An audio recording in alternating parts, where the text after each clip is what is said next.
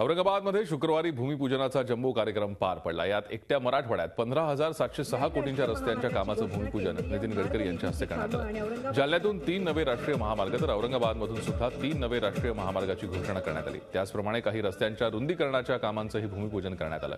विदर्भ आणि मराठवाड्याच्या रस्त्याचा बॅकलॉग फार मोठा आहे आणि त्यामुळे या ठिकाणी तातडीनं रस्ते उभारणीला महत्त्व देणार असल्याचं गडकरी यांनी यावेळी सांगितलं। तर रस्त्यांप्रमाणे जलमार्गाचंही काम सुरू करणार असल्याचं गडकरी यांनी यावेळी म्हटलंय। येणाऱ्या काळात राज्यात 1.5 लाख कोटींची रस्ते कामं होणार असल्याचं त्यांनी सांगितलंय। कार्यक्रमाला चंद्रकांत पाटील, हरिभाऊ बागडे आणि रावसाहेब दानवे उपस्थित होते। 4,000 कोटी डॉलर 2% याचा हिशोब लावला तर मी कमीत कमी 1.5 लाख कोटी रुपये 2% जर आणले तर आम्हाला अनेक वॉटरपोर्ट बनवता येईल, अनेक काम करता येईल आणि पैसाही अडचण नाहीये। आज 5 लाख कोटी रुपयाचे रस्ते करायचं आम्ही ठरवलेलं। आता चंद्रकांत दादा पाटलांनी 20,000 कोटी सांगितले। एकही घोषणा पूर्ण झाली नाही तर तुम्ही जी शिक्षा द्याल ती भोगायला मी तयार आहे। मी खोटे आश्वासन कधी देत नाही।